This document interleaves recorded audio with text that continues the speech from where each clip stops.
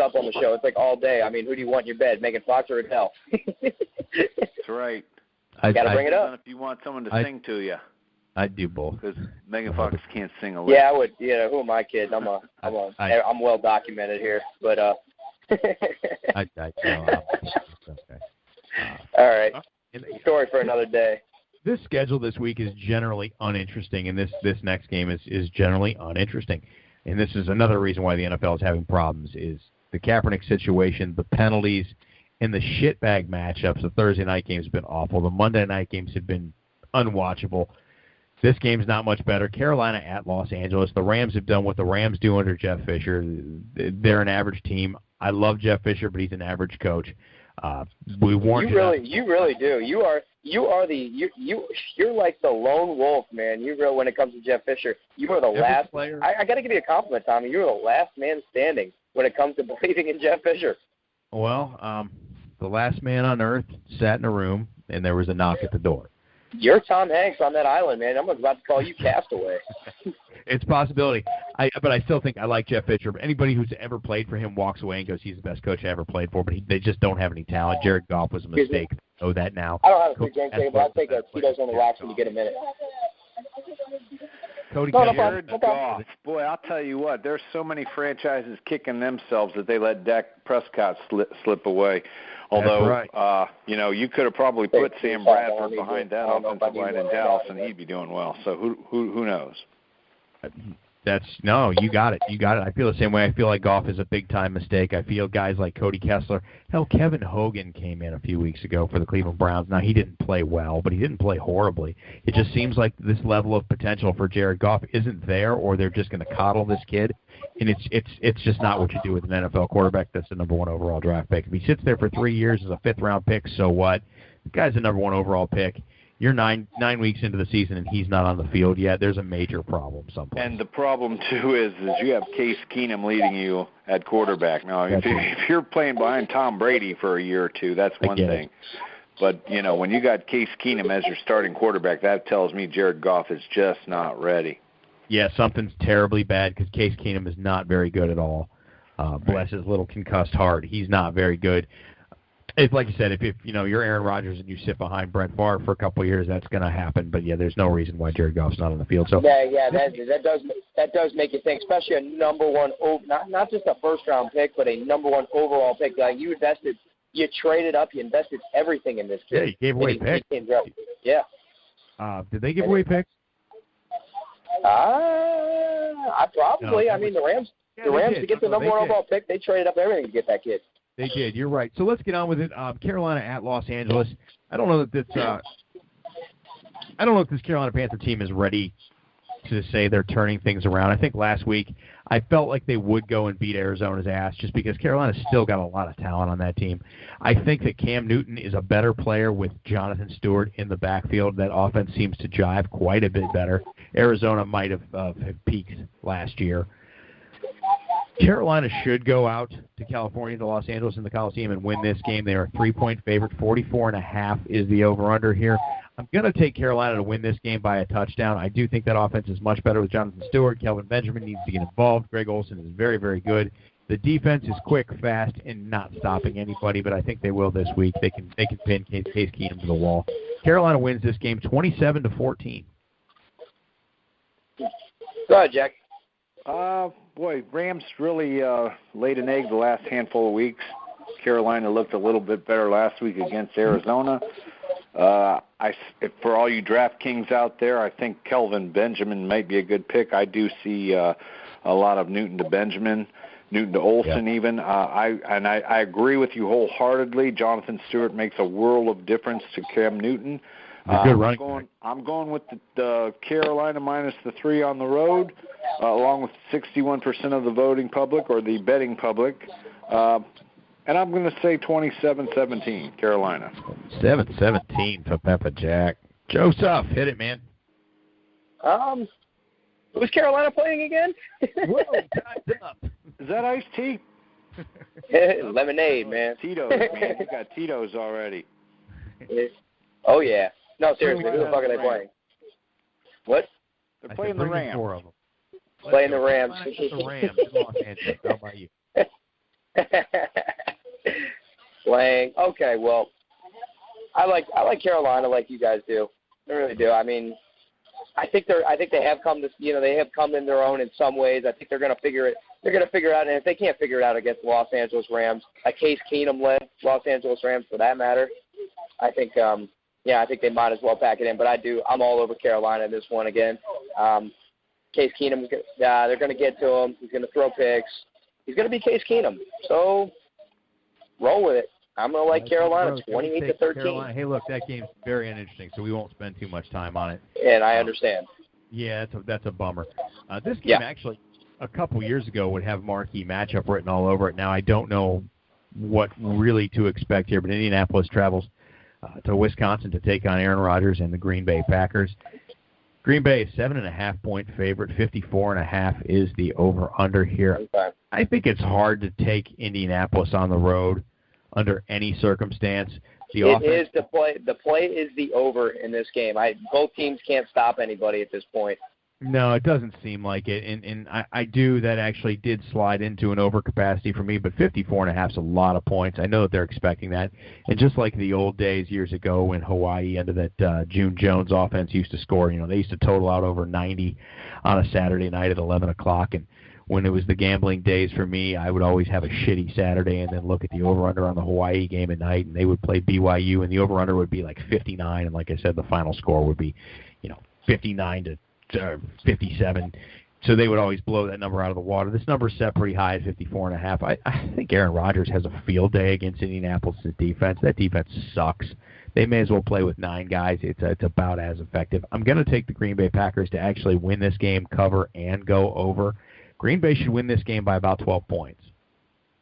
I would love to see that because I'm an Aaron Rodgers fan. I think the guy's fantastic. I really do, and I want to see him. I felt so bad for him last week in that Atlanta game where he did everything in his power after everybody was saying that he fell off. He came out and played stellar in that game, and they still found a way to lose. I have no faith in anything else other than Aaron Rodgers and that Green Bay team right at this juncture. But excellent. I'm going to agree with you. I also feel the same way about the Colts tenfold. I don't feel anything for this team other than Andrew Luck. I don't think they're worth anything. So I will take the Green Bay Packers to cover this. I think Aaron Rodgers has a big day against this atrocious defense. On the score, let's go 31-17. 31-17. Joey thinks it's going to go over, and he gives me a 48-point total. Yes, sir. Pepper Jack, you're on the Joey, clock. Make it 38-17, Joey. Then you can go over. Yeah, well, no, I don't. Actually, I changed my pick. I don't think so. I don't think so anymore. I'm going to stick with Joey Peeps on this one because that 54.5 is pretty high, and I agree. I think this could be a shootout of the game. I think, I don't know. Does Randall Cobb dress this week? I haven't heard anything on him. Ty Montgomery was out last week. Does he dress this week? Jordy Nelson. I did read where McCarthy said he looked good and he was dealing with this sickle cell issue, but he was going to play. Okay, and there just seems to be no rushing attack. I think Aaron Rodgers might have been their leading rusher last week against Atlanta. I could be wrong. Colts got some weapons. Ty Hilton, I don't know what happened to him, T.Y. Hilton, last week. He didn't show up against the Chiefs. T.Y. Dante Moncrief is back on the field. He's playing well. I think that there's a lot of players in this game that you might want to look at for your DraftKings this week. I'm going to go right with Joey. 31-17 Green Bay under. Yeah, and I do apologize to our listeners right now. I know I can be very misleading right now. But yes, I'll stick with my conviction. I will say 31-17 Green Bay. I'm going to stick with it, and I will take it under. Talking to myself. Yeah, I'm going to do Green Bay 34-22. That's a 12-point game. This is another one that I do like the overs on. It's set high at 47.5. San Diego Chargers are a 4-point favorite at home against the Tennessee Titans. Tennessee, to me, is an upcoming football team. They're not there right now, but this team is potentially a season or two away from maybe being pretty competitive in that division. That's going to be a roller coaster for another 5 years. I think Tennessee scores some points. I think San Diego is able to score some points in this game as well. Phillip Rivers is having a great season. He's putting up good numbers. Yes, he sure is. games. He's got, I think, 3 bad luck losses on his record right now that are the difference in a division that, by all accounts, that division could be really, really special. If you have Philip Rivers' Twitter account, I think I will tweet him to some apartments in Manhattan or some some of those high level houses that for him, and it would be nice family accommodating too. Wouldn't I love to see him in my green and white, man? You would, but let me speak to that quickly. Philip Rivers will never move to New York or New York City. Philip Rivers has 8 children. Yeah, that could be dicey. I agree. I mean, and here's the thing: living in San Diego is about, to me, that just seems so appealing. I mean, the sun's shining every day. They talk about a city that's never won a sports championship. Well, here's the thing: they don't care. They live in San Diego. They don't lose every day. It's right. It's like, the Padres lost. Okay, let's go to the beach. It's 72, and they can always go to Tijuana and check out a donkey show. Yeah, I mean, who would want to see that? Well, I'm going to go ahead and take the San Diego Chargers because I do think they're a pretty good football team. I was really tough on Mike McCoy last season, and leading up into the season, I think I was a little bit too tough on him too. He's got things organized there. He's just missing a couple pieces. If this team had the receivers they had a couple years ago, they're a real good football team. I'm going to take San Diego to win this game and cover, but there should be a lot of points here. I'm going to say San Diego wins this one 31-24. 31-24. I'm all over the San Diego Chargers in this game. I love the way Philip Rivers is playing. I actually think this team has actually overcome expectations. They go into Atlanta. They beat a team when the Atlanta Falcons I think is pretty good. And I think that's your odds-on favorite to win the NFC South right now. I'm not betting on Carolina right now. I like this Chargers team. I think they crush. I really do. I think they're going to go in there. They're going to take it to this Tennessee Titans team. I like. Let's just say, for the sake of argument, I'm going to say 27-17. I think is the appropriate score. I like San Diego in this one. Sorry. Why is that funny? Because you're going to go. I was waiting for you to say, man, I like San Diego. I love San Diego. I like San Diego. Tennessee's going to win this game 24-19. I think I probably deserve that right now. But you do. You're having a good time, and I'm busting your balls. I know. And there's so many things going on at one time. I gotta go buy my Michael Kors watch here at the Bellagio here pretty soon. I'll buy it on credit. I'll pay you. I'll give you one of them Dumb and Dumber IOUs. All right, Pepper Jack is looking at the 47 total and salivating. 72% of the betting public are on that over. That's the highest percentage for the week in anything, whether it's head-to-head or totals. Okay.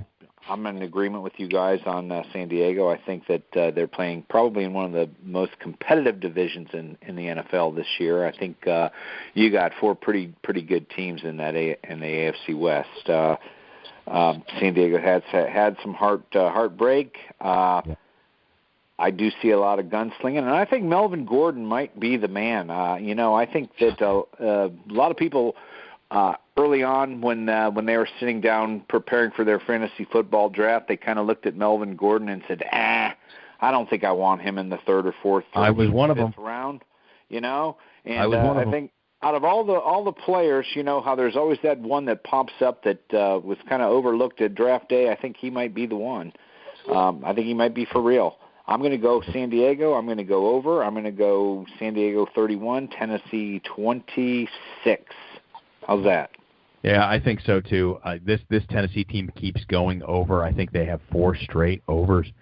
The last time they didn't go over was against the Raiders, I believe, and that was a 17-10 final, and that was another game that I thought would likely go over. It just seems that Tennessee on the road is more apt to have some defensive struggles. I love this over in this game. This is the one play that I think that you almost have to make if you're out there. So, Peeps, I might give you a holler, at least a wink and a nod, and let you run to a window for me and make a play. But the game of the week, in my eyes. Issue, though, Tom, I'm sorry to interrupt. DeMarco Murray, what's his status for that game? Do we know? He was questionable, but I don't. And I get you. I get it for bringing him up. Yeah. That could come into play on your total. Derek Henry as his backup is I think more than capable, but I do believe that DeMarco Murray is really, really good. right? I think he's a special running back. I think that just points to how useless Chip Kelly is as a head